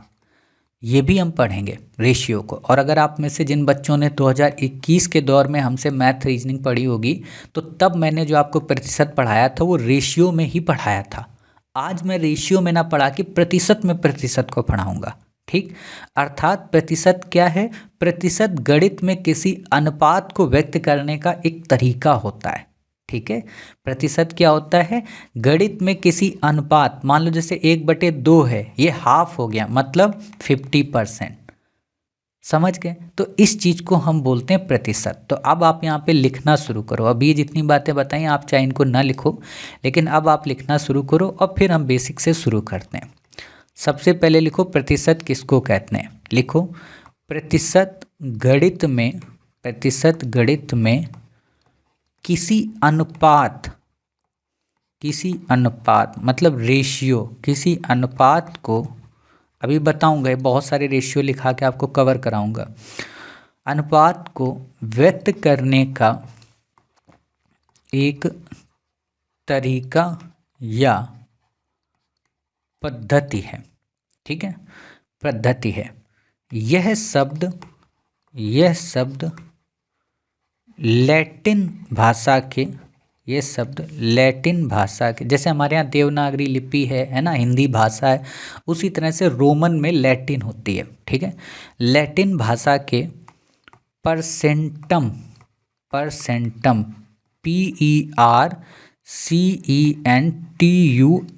ठीक है, परसेंटम से लिया गया है, परसेंटम से लिया गया है, जिसका क्या अर्थ होता है, जिसका अर्थ है प्रति 100 या प्रति सैकड़ा, ठीक है, प्रति 100 या प्रति सैकड़ा। अब यहाँ पर ध्यान रखना, जब भी हम प्रति 100 या प्रति सैकड़े के सवाल को पढ़ेंगे, ठीक है, कभी भी कोई चीज़ माननी होगी तो हम 100 को ही मानेंगे। क्यों 100 को मानेंगे, क्योंकि प्रतिशत क्या होता है, 100 का ही एक अभिन्न अंग होता है। अर्थात प्रतिशत को हम हमेशा 100 के रूप में ही डेडिकेट करते हुए पढ़ते हैं। हम प्रतिशत को 1000 में नहीं पढ़ते हैं। अगर हम 1000 में प्रतिशत को पढ़ेंगे तो फिर वो क्या होगा, वो प्रतिशत नहीं होगा, वो क्या हो जाएगा, वो लवणता का चिन्ह हो जाता है। जैसे मैं आपको बताता हूँ प्रतिशत का चिन्ह के बारे में, आप हमेशा प्रतिशत के बारे में ऐसा चिन्ह पढ़ोगे, ये क्या कहलाता है, ये कहलाता है प्रतिशत। या कई जगह पे आप ऐसा लिखा हुआ मिलेगा, ठीक है, गोले में या डॉट में, तो ये प्रतिशत होता है। बट आप एक ऐसा भी चिन्ह पढ़ोगे, ठीक है, ऊपर 1 0 और नीचे 2 0, ये क्या कहलाता है, ये लवणता का निशान होता है, लवणता का प्रतीक होता है। और इसको हम 1000 से रिप्रेजेंट करते हैं, 1000 को दर्शाता है। लिख लो आप, ताकि आपको अंतर न रहे, अंतर मतलब पता चल जाए कि हाँ प्रतिशत का चिन्ह हमें कैसे लगाना है। एक आप और पढ़ोगे, मैथ में नहीं, कहाँ पे, स्टैटिक्स में, ठीक है। अगर आप में से जिन बच्चों ने 12 की क्लास की होगी वहाँ पे आप पढ़ोगे, या आप में से जो भी रेवेन्यू ऑफिसर बनेगा जाके, आईआरएस बनेगा, वो इसको पढ़ेगा। इसको सांख्यिकी में उपयोग करते हैं। ये क्या होती है, ये 10,000 को रिप्रेजेंट करता है। मैथ में कुछ प्रतीक हैं, बस आपको वो याद करने हैं, ठीक है। तो कुछ इस तरीके से रिप्रेजेंट किया जाता है। हमें क्या पढ़ना है, हमें आज ये पढ़ना है केवल और केवल ये प्रतिशत, ये हमारे काम का है और इसी को हमें समझना है। समझ गए इतनी बातें? चलिए, अब जब इतनी बातें आप समझ गए तो इसकी यूपीएससी में क्या महत्ता है। तो मैंने अभी शुरू में ही आपको क्या बोला कि यूपीएससी की ये जान है, कहते हैं ना कि वो मेरी जान है ना। तो बस ये यूपीएससी की जान है, ये यूपीएससी का कोर है। अगर आपको ये टॉपिक समझ में आ गया तो ये मान के चलो कि सीसैट के पेपर में मैथ के प्रश्न पत्र से 3 से 4 क्वेश्चन डायरेक्टली और इनडायरेक्टली आप सॉल्व कर लोगे। डायरेक्टली और इनडायरेक्टली क्यों? क्योंकि इस परसेंटेज के टॉपिक में 10 प्रकार के आपको सवाल पढ़ने हैं, 10 प्रकार के। और 10 प्रकार के सवाल समझते हो, एक तरीके की लगभग 20% मैथ कवर। 10 प्रकार के सवालों में आपको यहाँ पे चुनाव वाले सवाल मिलते हैं। अभी बताऊंगा कौन से 10 टाइप पढ़ने, अभी बस एक फ्रेम बना रहा हूँ तो समझो। चुनाव वाले सवाल पढ़ने, किसी भी चीज़ की वृद्धि हुई, मूल्य की वृद्धि हुई, उसकी कमी हुई तो कितना खर्चा हुआ, उसको आपको पढ़ना है। कोई व्यक्ति पास हुआ, फेल हुआ, उसको पढ़ना है। कोई व्यक्ति न्यूनतम अंकों से या अधिकतम अंकों से पास फेल हुआ, उसको आपको पढ़ना है। आपको इसमें जनसंख्या 1 वर्ष में इतनी है, 2 वर्ष में इतनी है, 4 वर्ष में इतनी हो गई, उसको पढ़ना है। इवन आपको इसमें मिश्रण पढ़ना है, मतलब दूध की मिलावट पढ़नी है, पानी की मिलावट आपको पढ़नी है, ये चीज़ें पढ़नी। तो इसीलिए ये टॉपिक काफ़ी डायनामिक हो जाता है और काफ़ी इम्पॉर्टेंट। और ये मैं आपको दावा करके बताता हूँ कि मैं इसमें किसी में भी कोई फॉर्मूला नहीं लगाऊंगा, कोई फॉर्मूला नहीं लगाऊंगा, सीधे सीधे आपको कॉन्सेप्ट समझाऊंगा। रट्टा मारने की ज़रूरत ही नहीं है, बस केवल और केवल एक नियम, एक ही सिद्धांत। कहते हैं ना, एक ही उद्देश्य, एक ही नारा, इस बार पीडीएफ में नाम हमारा। तो बस वही चीज़ आपको करके मुझे दिखानी है। समझ गए इतनी बातें? चलिए अब शुरू करते हैं अपनी कलाकारी। कलाकारी क्या, क्वेश्चन कैसे बनते हैं। क्वेश्चन आपको ऐसे बनते हैं कि आपको देगा, सपोज करो कि 24% जो लोग हैं वो बीपीएल कैटेगरी में आते हैं। मान लो आपको इसमें दे दिया कि 24% लोग हैं जो बीपीएल कैटेगरी में आते हैं। तो इस बात से क्या पता चलता है? इस बात से पता चलता है कि सर जो 24% हैं वो तो बीपीएल हैं, और बाकी के जो प्रतिशत हैं, बाकी का मतलब 100 में हमने 24 को घटाया तो जो 76% हैं वो नॉन बीपीएल हैं। पहली बात तो ये समझ में आ गई, क्लियर। अगर हमसे कोई पूछे प्रतिशत के हिसाब से बताओ कि 24% बीपीएल का क्या मतलब है, तो हमने कह दिया 24% बीपीएल का मतलब है कि 100 में से 24 जो हैं वो बीपीएल हैं, और 100 में से 24 घटा दो यानी कि 76 जो हैं वो नॉन बीपीएल हैं। ठीक। अब अगर हमसे कोई पूछे कि इसको सामान्य भाषा में क्या कहेंगे, तो सामान्य भाषा में कहेंगे कि अगर 100 लोग हैं तो उन 100 लोगों में से 24 लोग जो हैं वो बीपीएल हैं, और जो 100 लोग हैं उनमें से 76 लोग जो हैं वो नॉन बीपीएल हैं। क्लियर हुई इतनी बातें? मतलब हमने 100 के रिप्रेजेंटेटिव में प्रतिशत को निकाला, अर्थात 100 में से जो 24 लोग हैं वो बीपीएल हो गए। ऐसे ही मान लो अगर आपसे क्वेश्चन दे देता, ठीक है, अभी बस समझो कि 40%, ठीक है, 40% जो बच्चे हैं किसी क्लास में वो क्या हैं, वो लड़कियां हैं। अगर आपको क्वेश्चन दे देता कि किसी कक्षा में 40% बच्चे जो हैं वो लड़कियां हैं, तो आप बताइए लड़कों की संख्या क्या है या लड़कों का प्रतिशत क्या है।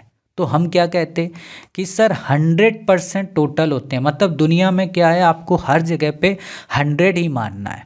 ठीक है, आप कहोगे सर 100% टोटल थे क्लास में, उस 100 में 40% जब लड़कियां थीं तो हमने कह दिया 60% सर लड़के हो गए।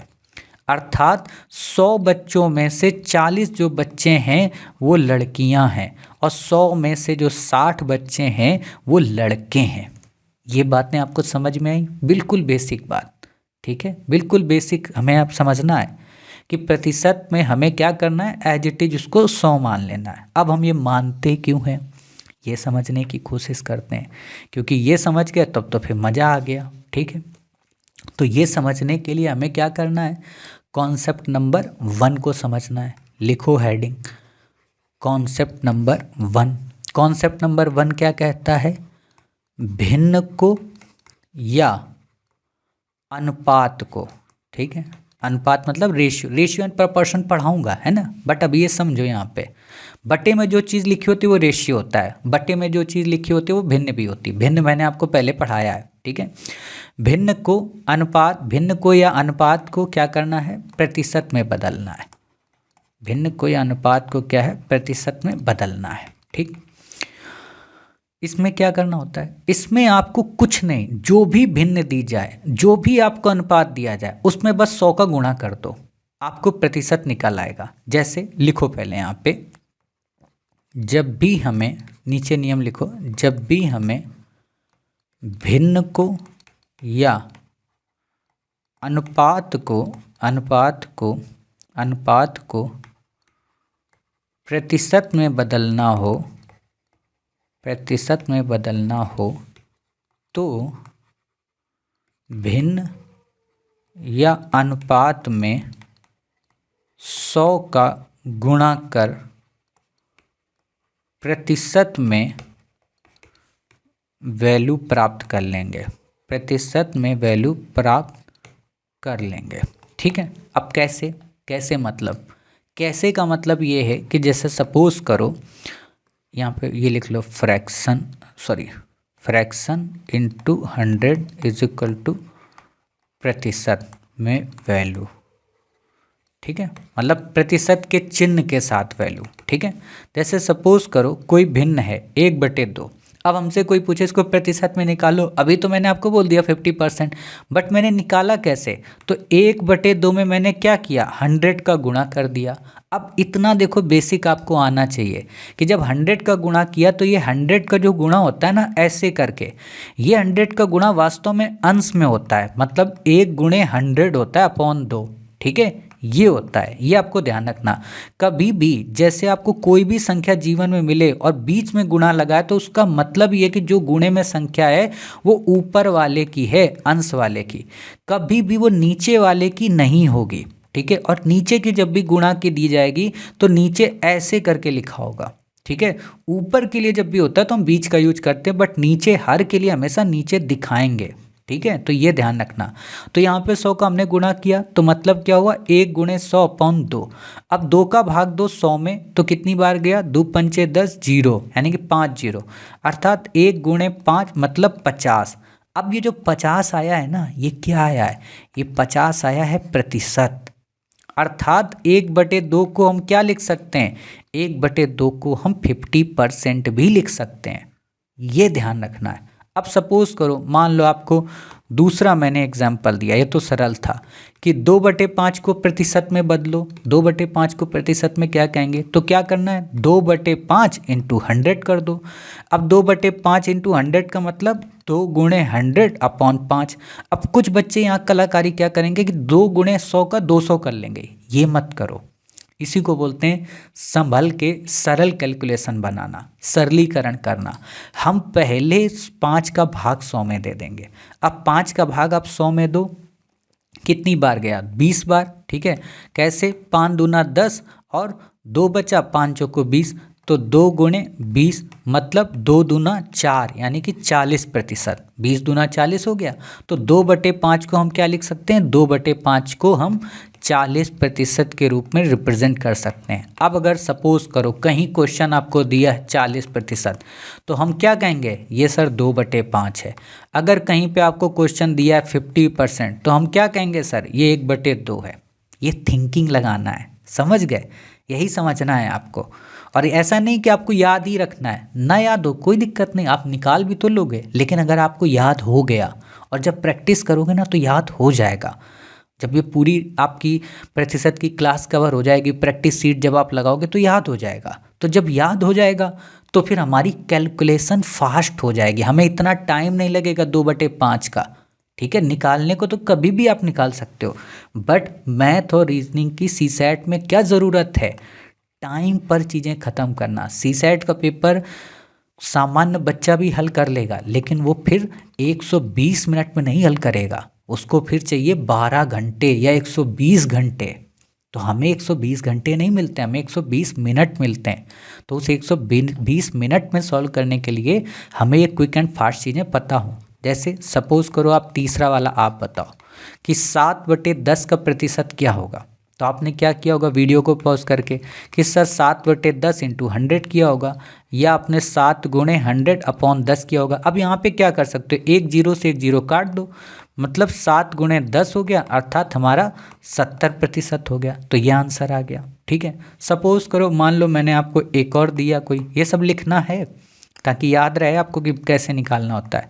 11/40 दिया है, अगर हमें 11/40 का प्रतिशत ज्ञात करना हो तो हम क्या करेंगे, तो हम सर कुछ नहीं 11/40 में 100 का गुणा कर देंगे, मतलब 11 इंटू 100/40 कर देंगे। अब यहाँ पर क्या होगा, यहाँ पर ध्यान दो, ध्यान क्या दोगे आप कि ये जीरो से ये जीरो कट गया, ये जीरो से ये जीरो कट गया, मतलब हमारा 11 गुणे 10/4 बचा। ठीक, अब यहाँ कुछ बच्चे क्या गलती करते हैं कि 2 का भाग दे देते हैं, मतलब इसको सरलीकृत कर देते हैं, वो आप ना करो। आप सीधे क्या करो, 4 का भाग दो 10 में, तो 4 दूना 8, यहाँ 2 बचा, दशमलव लगाओ, है ना, 0 यहाँ पे, 4 पंचे 20। ठीक है, ये कट गया, मतलब हमारा इसको जब भाग दिए तो कितना है 2.5, तो 11 इंटू 2.5 करो। अब 11 इंटू जब आप 2.5 किए तो आपको क्या मिला, 11 पचे 55, 11 दूनी 22 और 5 27, एक अंक के बाद दशमलव, तो एक अंक के बाद दशमलव लगा दिया, मतलब 27.5 हमारा आंसर। कई बच्चों को ये नहीं आता होगा कि सर 11 इंटू 2.5 कैसे करेंगे, तो आपको कुछ नहीं करना है, दशमलव भूल जाओ कि दशमलव भी लगा है। आप बस 11 का गुणा करो 5 में, 11 पचे 55, फिर 11 का गुणा करो 2 में, 11 दूना 22 और वो 5 27, जो भी संख्या है उसको लिख दिया। अब यहाँ दशमलव एक अंक के बाद है, इकाई के, तो आप इकाई के एक अंक के बाद लगा दो, तो ये 27.5% हो गया। सपोज करो आपको मान लो कोई संख्या दी जाती, ठीक है, 333 दशमलव ऐसे, और ये यहाँ 333.45, और आपसे कहा जाता है यहाँ पे 5 का गुणा करो। ठीक है, तो हम 5 का गुणा तो करते, ये दशमलव को ध्यान ही न देते। 5 का गुणा किए 55 25, 5 को 20, 2 22, 5 15 16 17, 5 15 1 16, 5 15 और 1 16, हमने ये कर दिया।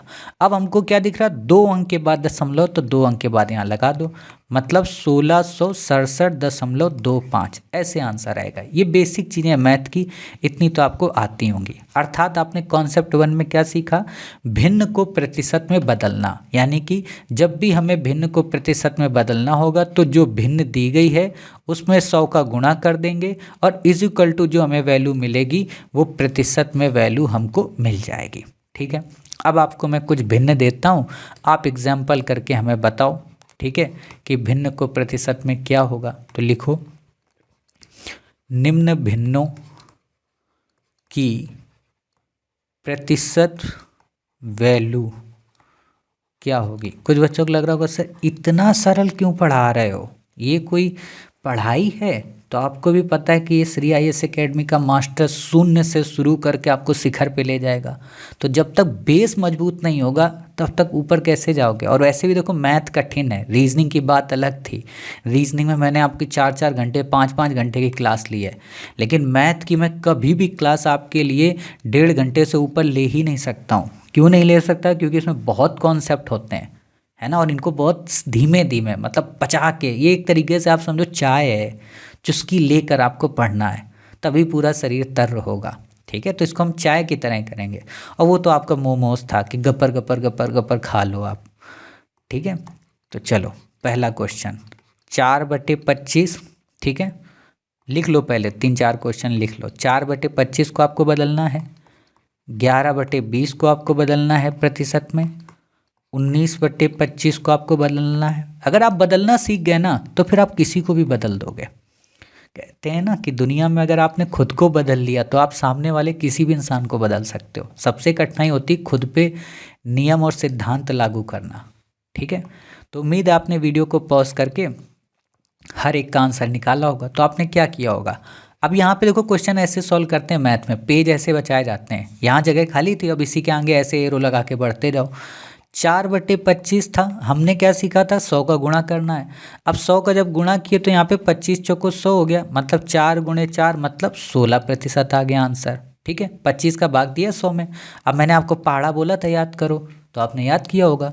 ऐसे ही 11/20 था, 11/20 में हम क्या करेंगे, 100 का गुणा और 20 का भाग देंगे, 20 × 5 100, तो 11 × 5 मतलब 11 बचे 55%। ठीक है, 19 की अगर हम बात करें तो 19/25 × 100 कर देंगे। अब 25 का यहाँ पे भाग दिया, 25 चौको 100 यानी कि 19 × 4 19 चौको 76। अब यहाँ पर ध्यान देना, 19 का पहाड़ा एकदम से मत पढ़ना, क्योंकि बहुत बार क्या होता है 19 चौको 84 बच्चों के मुंह से निकल जाता है। ठीक है, तो ये यहाँ पर गलती मत करना कैलकुलेशन में। यहाँ आप क्या करो कि 19 में 4 का गुणा करो, यानी कि 9 चौक को 36, 4 कम 4 और 3 7, ऐसे करके चेक भी कर लो। ये देखो कुछ पहाड़े हैं जैसे 69, 79, 89, इनमें गुणा करने में बड़ी दिक्कत होती है। ठीक है, अब यहाँ पे 18/25, तो हमें भी पता है 18/25 × 100, तो 25 का गुणा भाग दो, 25 चौको 100 यानी कि 18 × 4। अब 18 चौको कितना होता है, 72 होता है। ठीक है, तो हमें पता तो चल गया है 72% है, लेकिन हम फिर भी 18 में 4 का गुणा करेंगे, 8 चौको 32, 4 कम 4 और 3 7, चेक करने के लिए। ठीक है, तो इस तरीके से उम्मीद है कि आपका आंसर आया होगा 16%, 55%, 76% और 72%।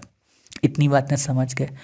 अब सपोज करो यूपीएससी आपसे उल्टा कह दे, उल्टा मतलब या सामान्य जिंदगी में कोई कह दे कि 16% का भिन्न क्या होगा, या 55% का भिन्न क्या होगा, या 76% का भिन्न क्या होगा, या 72% का भिन्न क्या होगा। अर्थात अभी आपने क्या पढ़ा, अभी आपने पढ़ा भिन्न को प्रतिशत में बदलना।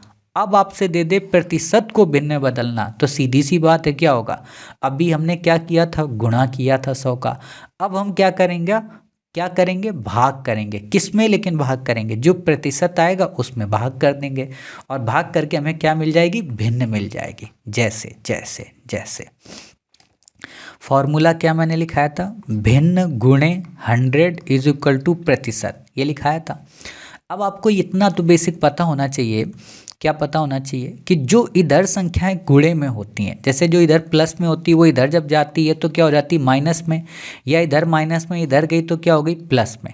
उसी तरह जो संख्या इधर गुणे में होती है वो जब इधर जाती है तो भाग में हो जाती है। अर्थात अगर मैं कहूँ ये भिन्न है और इस 100 को हमें इधर ले जाना, तो ये गुणे में था तो नीचे क्या हो गया, भाग में, और ये प्रतिशत में। तो जब हमें भिन्न निकालनी होगी तो हम प्रतिशत में 100 का भाग देंगे, या कहें प्रतिशत को जब हमें भिन्न में बदलना होगा तो हम उसमें 100 का भाग करेंगे। लेकिन अगर भिन्न को प्रतिशत में बदलना हुआ तो उसमें हम गुणा करेंगे। तो अब एक बात यहाँ पे लिखो, कॉन्सेप्ट नंबर 2। ठीक है, कॉन्सेप्ट नंबर 2, कॉन्सेप्ट नंबर 2 हमसे क्या कह रहा है, कॉन्सेप्ट नंबर 2 हमारे मास्टर ने कहा है कि प्रतिशत को भिन्न में बदलना, प्रतिशत को भिन्न में बदलना। ठीक है, अब प्रतिशत को भिन्न में बदलने के लिए मैंने क्या बोला, मैंने बोला कि जब भी प्रतिशत को भिन्न में बदलेंगे या भिन्न में वैल्यू प्राप्त करेंगे तो दिए गए प्रतिशत में 100 का भाग दे देंगे। ठीक है, तो ध्यान लिखो, जब भी हमें प्रतिशत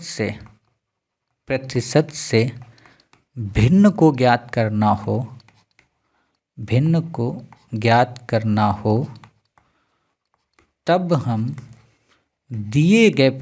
तब हम प्रश्न में दिए गए प्रतिशत में 100 का भाग कर भिन्न की वैल्यू प्राप्त करेंगे, या भिन्न की वैल्यू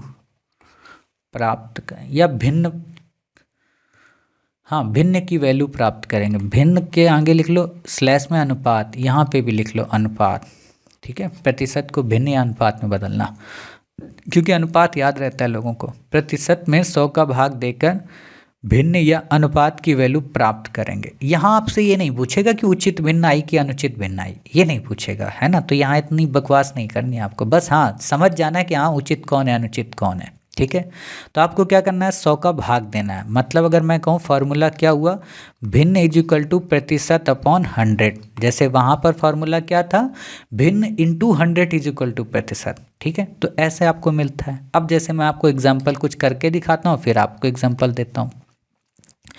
सपोज करो मेरे को कोई कहता है कि 52% है, इसको भिन्न में बदलो, है ना। कोई मुझसे कहता है इस 52% को भिन्न में कैसे बदलेंगे, तो क्या करना है, कुछ भी नहीं।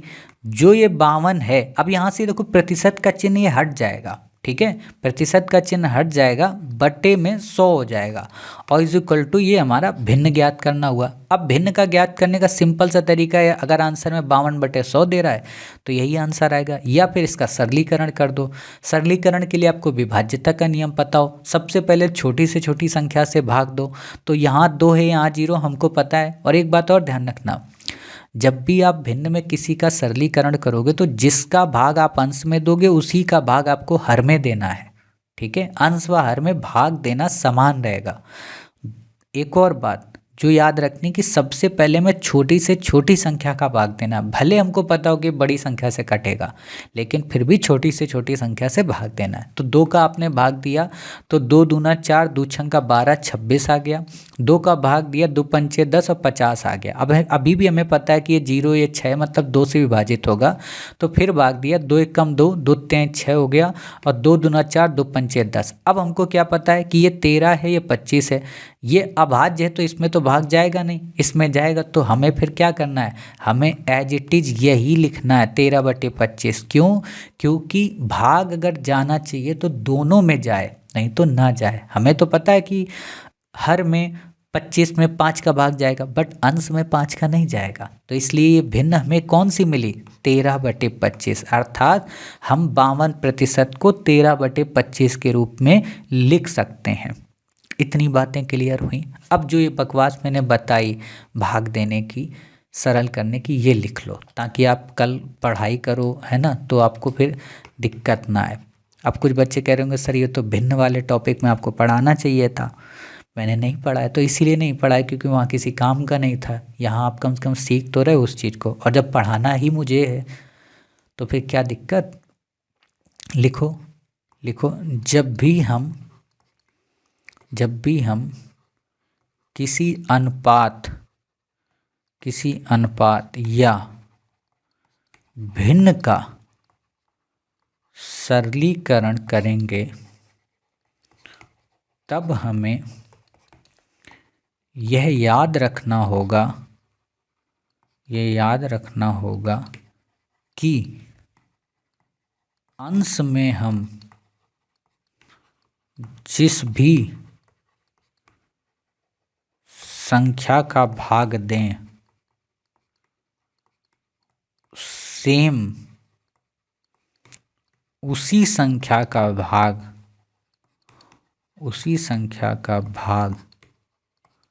हर में भी देना अनिवार्य है। या कहें किसी भी भिन्न का सरलीकरण अंश व हर में समान संख्या के द्वारा, समान है सम नहीं, समान संख्या के द्वारा ही होना चाहिए, न कि अंश में किसी और से और हर में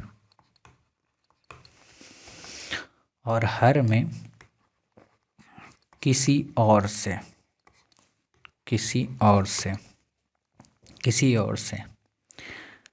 एक बात और ध्यान रखनी है, सॉरी नीचे दूसरे एरो लगा के लिखना है ना, लिखो ध्यान देने वाली बात है, ध्यान देने वाली बात है, जब भी हम भिन्न या अनुपात का सरलीकरण करें, तब कोशिश करें सरलीकरण की शुरुआत सबसे छोटी से छोटी संख्या के द्वारा ही हो, या कहें अंश व हर की विभाज्यता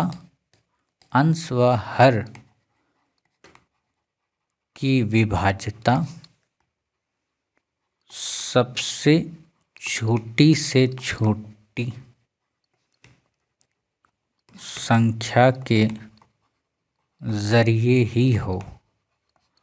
इससे उत्तर गलत होने की संभावना कम से कम होती है।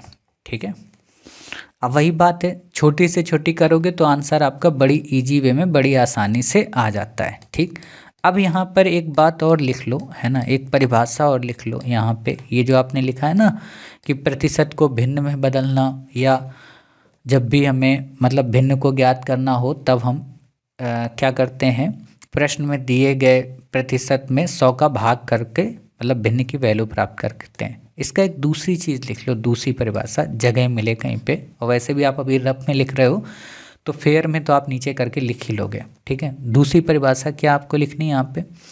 दूसरी परिभाषा आपको ये लिखनी है, यदि हमें प्रतिशत को हटाना हो,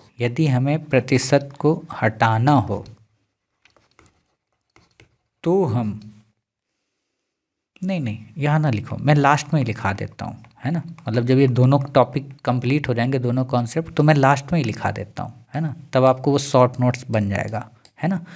खैर चलो, इतनी बातें आप समझ गए कि जब भी हम भिन्न को सॉल्व करेंगे, अनुपात को सॉल्व करेंगे जीवन में, तो सरलीकरण जब भी करेंगे तो छोटी से छोटी संख्या, अब छोटी से छोटी संख्या का मतलब है 2, 1 से लेके 9 तक, है ना, पहले इन्हीं से हम भाग देंगे, और जब इनसे भाग जाएगा तब हम आगे फिर सोचेंगे। ठीक है, तो जब भी हम किसी अनुपात या भिन्न का सरलीकरण करेंगे तब हमें याद रखना होगा कि अंश में हम जिस भी संख्या का भाग दें सेम उसी, इंग्लिश में लिख लो यहाँ, सेम उसी संख्या का भाग हर में भी देना अनिवार्य होगा, या कहें किसी भी भिन्न का सरलीकरण अंश व हर में समान होगा, समान संख्या के द्वारा ही होना चाहिए या होगा, ना कि अंश में किसी और से और हर में किसी और से। मतलब अलग अलग हम नहीं कर सकते, एक ही से हमें भाग देना होगा। अगर अंश को हम 2 से भाग दे रहे हैं तो हर को भी 2 से देना है। अब ये पता कैसे चलेगा कि दोनों में भाग जाएगा? तो इसके लिए विभाज्यता का नियम है, इसीलिए विभाज्यता का नियम हमने पहले पढ़ाया, नंबर सिस्टम इसलिए पहले पढ़ाया। अब आपको समझ में आएगा कि हमने टॉपिक्स को इतने सीक्वेंस में क्यों कवर कराया। ठीक है, ध्यान देने वाली बात है कि जब भी हम भिन्न या अनुपात का सरलीकरण करें तब कोशिश करें सरलीकरण की शुरुआत सबसे छोटी से छोटी संख्या के द्वारा ही हो, या कहें अंश व हर की विभाज्यता सबसे छोटी से छोटी संख्या के जरिए ही हो। इससे उत्तर के गलत होने की संभावना कम से कम होती है या कम से कम रहती है। ठीक है, तो आपने 52 को प्रतिशत में बदल लिया। अब मान लो मैंने आपको कोई एक संख्या और दी प्रतिशत में। ठीक है, मैंने आपको मान लो संख्या दी, लिखो एग्जाम्पल, एक काम करो लिखो, है ना, एग्जाम्पल। अब तो आपको आ ही गया, इतना तो आपको बेस मजबूत है ही भाई, इतना तो हम यकीन रखते हैं आप पे। ठीक है, एग्जाम्पल, क्वेश्चन एग्जाम्पल लिखो, निम्न प्रतिशतों को, निम्न राइटिंग पे मेरी मत जाओ, निम्न प्रतिशतों को भिन्न में बदलना, निम्न प्रतिशतों को भिन्न में बदलना। नंबर 1 75%, नंबर 2 32%, नंबर 3 0.5%, ठीक है, नंबर 4 0.048%, ठीक है। अब इनको आपको क्या करना है, भिन्न में बदलना है, ठीक है। उम्मीद हम ये मान के चलते हैं कि हो सकता है आपको तीसरा और चौथा नंबर ना आए, लेकिन पहला दूसरा आएगा, कम से कम उसी को कर लो, ठीक है। वीडियो को पॉज करके क्वेश्चन को सॉल्व करो। उम्मीद है कि आपने वीडियो को पॉज करके क्वेश्चन को सॉल्व किया होगा। अब आपने क्या किया होगा कि प्रतिशत है, प्रतिशत को हमें हटाना है, तो 75/100 हमने कर दिया, ठीक है। अब हमको क्या पता है कि ये जो 5 है, ये 5 या जो 75 है, ये वैसे 3 से तो भाग में चला जाएगा, 3 दूना 6 53 15। अब ये कैसे सीखेंगे हम, ये सीखेंगे विभाज्यता के नियम से। 7 5 12, 3 चौको 12, ठीक है। 100 का क्या मतलब है, 100 में जाएगा, नहीं जाएगा क्योंकि यहाँ 10 होता है, तो ये 3 से नहीं गया। अब जब 3 से नहीं गया, 2 से नहीं गया, तो अब किससे जाएगा, 5 से जाएगा, क्योंकि 4 से जा नहीं सकता। तो अब 5 से जाएगा, तो 5 का भाग दो, 5 एकम 5 और 5 दूना 10, 5 25, 100 में भाग दो, 5 दूना 10, यानी कि हमें कितना मिला, 15/20। अभी भी हमको पता है 5 से चला जाएगा, हालांकि 3 से भी ऊपर वाला जाएगा, बट क्योंकि दोनों में जाना चाहिए, ठीक है। तो 5 का दिया, 5 ते 15, 5 चौको 20, मतलब 5/4 हमारा यहाँ पे क्या है, आंसर आया। अब कुछ बच्चों को जिनकी बुद्धि बहुत शार्प है, जिनका एक्सपीरियंस अच्छा है, प्रैक्टिस जिनकी अच्छी, वो डायरेक्ट क्या करेंगे, 25 ते 75, 25 चौको 100, 25 ते 75, 25 चौको से, यहाँ पे देखो गड़बड़ हो गया, 5 ते 15, ये 3/4 होगा, है ना, 3/4। तो यहाँ पे उन्होंने क्या किया, 25 से भाग दिया, ठीक है, डायरेक्ट दे दिया, तो 3/4 आ गया। तो वो डिपेंड करता है जब आप एक्सपर्ट हो जाते हो, लेकिन मैं वही कहूँगा कि मैं चाहता हूँ आप 0 से चलो ताकि गलती ना हो, ठीक है। तो हमारी यहाँ पे वैल्यू क्या आई, 3/4, अर्थात हमने 75% को 3/4 के रूप में लिख लिया। कहने का मतलब 3/4 ही हमारा 75% है। अब अगर हमसे कोई यही कह देता कि सर 3/4 को आप प्रतिशत में बदल के दिखाओ, तो क्या करते, 100 का गुणा कर देते। अब 100 का गुणा करो यहाँ पे, तो 4 का भाग दोगे, 25 बार गया, और 3 गुणे 25 कर दो, मतलब 25 ते 75%, यानी कि आंसर हमारा सही आया, क्रॉस चेक हो गया, ठीक है। 32% की बात की जाए तो 32 हमने 100 कर दिया। अब यहाँ पे 2 है, यहाँ 0, मतलब 2 से भाग जाएगा, तो यहाँ 16 हो गया, यहाँ 50 हो गया, अर्थात 16/50 हो गया। फिर से भाग जाएगा क्योंकि 6 है, 0 है, 2 अट्ठे 16 हो गया, और यहाँ पे 25 हो गया। अब आप भाग दे के देखो तो ऊपर अंश से नीचे आ रहे, तो मतलब नहीं जाएगा, अर्थात 8/25 ही इसका आंसर आएगा, ठीक है। अब ये दिक्कत कर रहा होगा 0.5, तो अभी मैंने आपको क्या सिखाया था कि चाहे हमें गुणा करना हो चाहे हमें भाग करना हो, हमें दशमलव को ध्यान ही नहीं देना है, ठीक है। तो एक काम तो आप ये कर सकते हो कि आप दशमलव को ध्यान ही मत दो, मतलब आप कहो कि सर 5 है, तो हमने 5 का 100 कर दिया। अब 5 का 100 किया तो 5 एकम 5, 5 दूना 10, मतलब 1 क्या हो गया, 1/20 हो गया, ठीक है, 1/20 हो गया। अब 1 जो ही ये 20 आया, तो हमने 0.1 के बाद लिखा था, हम यहाँ पे 1 के बाद दशमलव कर देते, 0 दशमलव मतलब 0 के बाद दशमलव लगा तो फिर कुछ भी यहाँ लिख दो, ठीक। अब यहाँ पे हमने लिख दिया, तो हमारा क्या हो गया, 0.1/20। तो इस दशमलव को हटाओ, जो ही दशमलव को हटाओगे एक 0 बढ़ जाएगा नीचे, ठीक है, जो ही दशमलव को हटाओगे एक 0 बढ़ गया, मतलब 1/200 हमारा आंसर आ गया। या आपको ये नहीं करना आता था तो आप 0.5 में डायरेक्ट 100 का भाग देते, आप डायरेक्ट भाग दोगे, दशमलव हटेगा, एक 0 नीचे बढ़ जाएगा, तो 5 एकम 5, 5 दूना 10, मतलब 1/200 ऑलरेडी हमारा आंसर आ जाएगा। यही चीज़ आपको अब वीडियो को पॉज करके इसमें लागू कर दो, तो आपका आंसर इसमें भी आ जाएगा। कैसे, आपको दिया 0.048%, ठीक है। तो हम क्या करेंगे, हम यहाँ पर ये करेंगे कि ये जो दिया है 0.048, तो हम नीचे तो पहले 100 करेंगे, ठीक। अब हमने चेक किया कितने हैं, 1 2 3, यानी कि इधर से हमें गिनना है, तो 3 है, तो 3 अंकों के बाद दशमलव, तो नीचे 3 0 बढ़ा दो, ठीक है, बढ़ा दिए आपने, हमने कहा हाँ। तो हमारी वैल्यू क्या आ गई, हमारी वैल्यू आ गई 48, आगे 0 लगा है उसकी कोई इंपॉर्टेंस नहीं होती है, और ये नीचे वैल्यू कितनी आ गई, 1 2 3 4 5 0, ठीक है। तो हमने यहाँ पे ये ऐसे करके, ठीक है, 5 0 हमने यहाँ पे लगा दिए, ठीक है। 2 3 2 5, 2 2 4 1 5। अब इनको हमें सॉल्व करना है, तो सॉल्व करने के लिए वही पुराना नियम, छोटा सा सिंपल सा क्या नियम है, सीधे सीधे आप भाग दो 2 का, 2 दूना 4, 2 चौको 8, 4 का भी भाग दे सकते हो, ऐसा नहीं है, लेकिन हम छोटे से चलेंगे, ठीक है। अब यहाँ भाग दो 2 पंचे, यहाँ पे 2 पंचे 10 हो गया, ठीक है, और ये हमारे 4 जीरो आ गए ऐसे ही, ठीक है। अब यहाँ 24 से फिर भाग दो 2 का, 12 बार गया, 2 एक कम 2, 2 दूना 4, यहाँ पे आप करोगे तो 2 दूना 4, 2 पंचे 10, यहाँ पे आपके 3 जीरो आ गए, ठीक है। अब यहाँ पे 12 है, फिर भाग दो 2 का, तो 2 का भाग जाएगा कितनी बार, 2 छंका 12, यहाँ पे 2 एक कम 2, 2 दूना 4, 2 पंचे 10, और ये 2 जीरो आ गए। ये भाग दे के आप देखना इतना ही आएगा वैल्यू, ठीक। फिर आप भाग दो तो 2 तें 6, और यहाँ पे 2 छंका 12 और 2 दूना 4, 2 पंचे 10, ठीक है, 6250, मतलब 3 और ये 6250, 3/6250। अब आपको पता है ऊपर 3 है नीचे 6250 है, तो जोड़ के देखो 6 2 8 5 13, 13 का भाग 3 से जाता नहीं, तो केवल यही भिन्न आएगी आंसर में, 3/6250। तो ये हमारा आंसर आता है, ठीक। मतलब हमने क्या सीखा, हमने सिंपल सी एक बात सीखी, अब ये लिखना है आपको, इसीलिए मैंने वहाँ नहीं लिखाया। हमने सीखा ये कि अगर हमें प्रतिशत को लगाना है, अगर हमें प्रतिशत को लगाना है तो हम क्या करेंगे, 100 से गुणा करेंगे।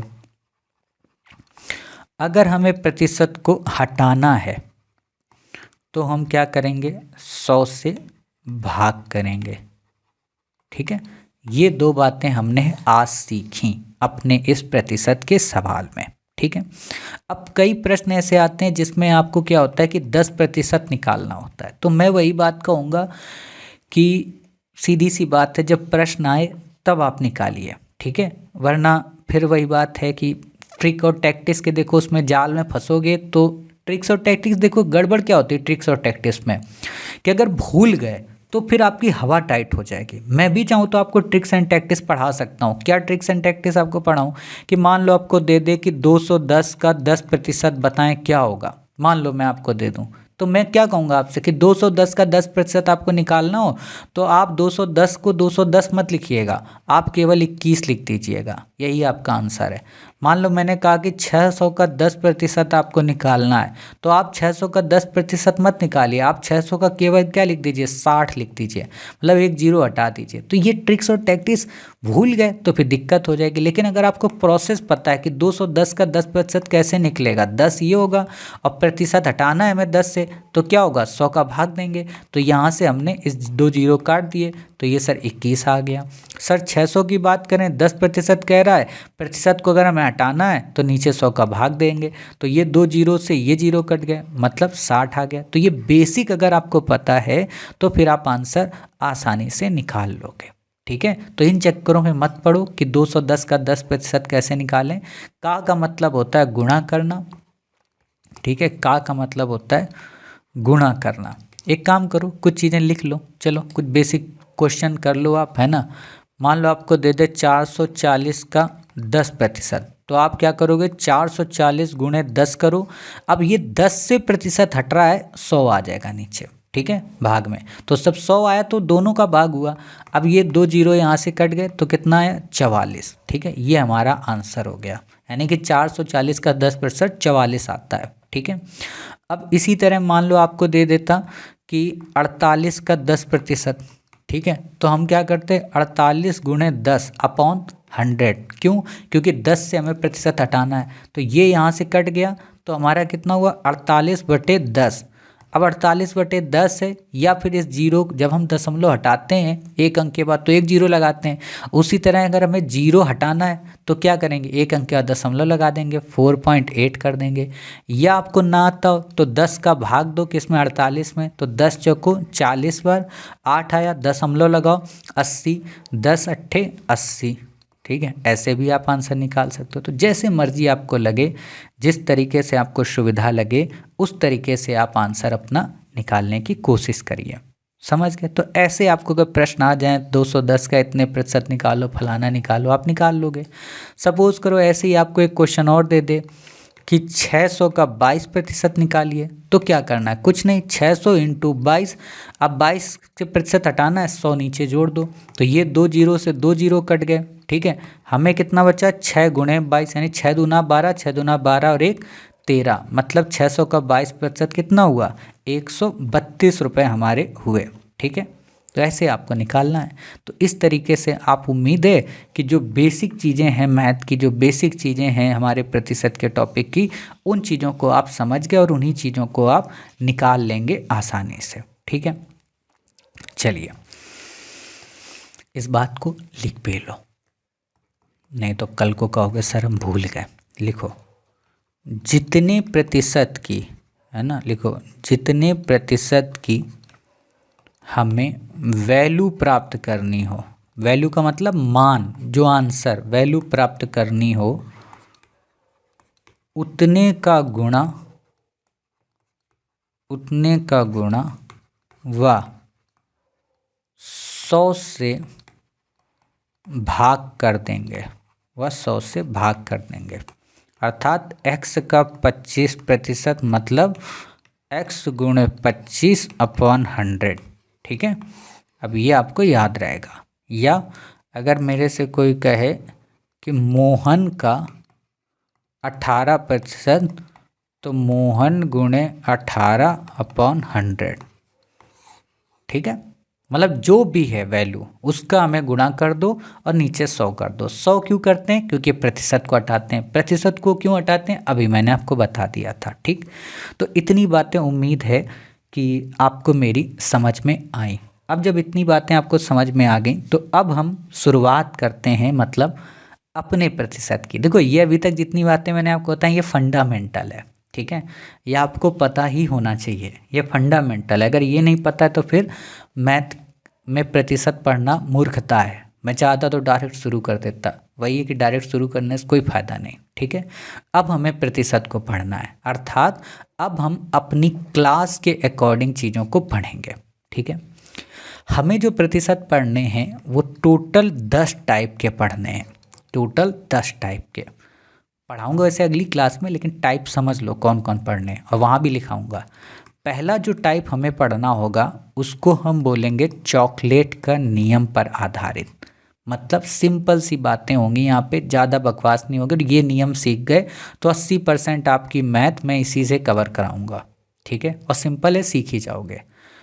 दूसरा जो टाइप हम पढ़ाएंगे आपको वो होंगे फेल और पास वाले, कि एक बच्चे के अंक इतने आए वो इतना फेल हो गया, एक बच्चे के इसमें इतने अंक आए इसमें वो पास हो गया, ऐसे प्रश्नों का। तो बताइए कि कितने बच्चे फेल हुए, कितने पास हुए, कितने प्रतिशत, है ना, तो वो होगा। तीसरा जो हमारा टाइप होगा उसमें होगा कि किसी भी चीज़ की या किसी भी वस्तु का दाम बढ़े, है ना, मान लो कोई एक चीज़ बढ़े, कीमत बढ़े, और उसकी जो वैल्यू है, जैसे सपोज़ करो मान लो एक चीनी है, चीनी की बात है, तो पहले चीनी का भाव 40 रुपये था। ठीक है, तो हम इतने केजी चीनी लाते थे, अब चीनी का भाव 60 रुपये हो गया, तो हम कितने केजी चीनी लाएंगे। मतलब कोई भी चीज़ एक बढ़े और एक कम हो रही हो, तब हमें परिणाम निकालना हो, तब हमें वैल्यू निकालनी हो, उससे आधारित प्रश्न है। तो आप टाइप पे ध्यान ना दो, मतलब ये समझना जब सवाल आएंगे तब समझ जाओगे क्या कहना चाह रहा हूँ। अभी बस ये समझो मैंने कैटेगरी कैसे बनाई है। ठीक है, दूसरा क्या होगा, एक बढ़े एक कम हो रहा है, तो अगला टाइप क्या होगा कि एक कम हो पहले और फिर क्या हो, एक बढ़े। मान लो कोई चीज़ सस्ती मिल रही है, अब तो हम ज़्यादा से ज़्यादा खरीदेंगे, तो ज़्यादा से ज़्यादा खरीदेंगे तो कितनी खरीद लाएं, अर्थात परिणाम क्या होगा वो बताना होगा। पांचवा जो हमारा टाइप होगा उसमें क्या होगा कि कीमतें भी बढ़ रही हो और खपत भी बढ़ रही हो या घट रही हो, है ना, या कहें कि दोनों आपस में साथ साथ हो रही हो, या एक साथ में हो रही हो एक घट रही हो, तो इसका परिणामी मतलब प्रॉफिट होगा या लॉस होगा ये बताना है, नेट वैल्यू बतानी है।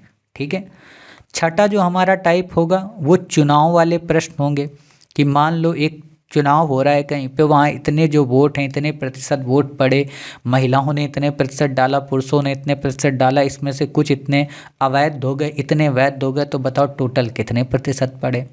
ऐसे सवाल होंगे।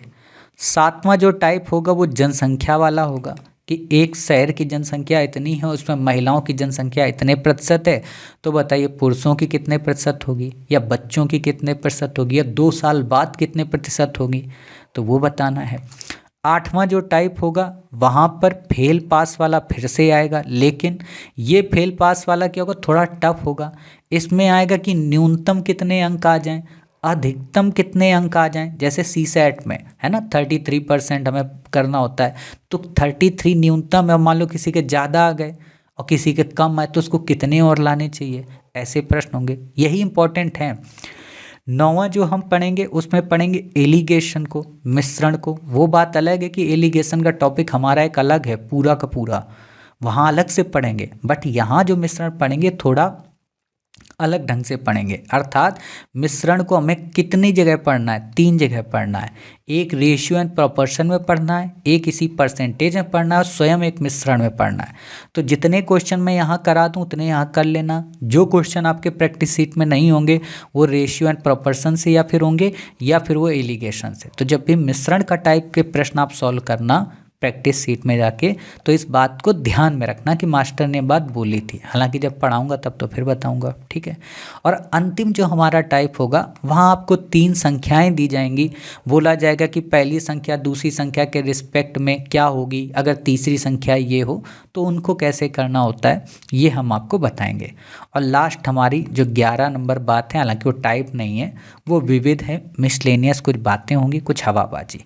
तो इस तरीके से हम क्या करेंगे, अपने इस परसेंटेज के टॉपिक को काफ़ी अच्छे से और काफ़ी इत्मीनान से सॉल्व करने की कोशिश करेंगे कि जो नेक्स्ट हमारा क्लास हो वहाँ पर हम 1 2 3 टाइप को कवर कर लें और उसके नेक्स्ट में फिर हम अगले टाइप्स को कवर करें, ठीक है। तो ये लगभग क्लास जहाँ तक मुझे लगता है 3 से 4 या 5 पार्ट में पूरी कवर होगी।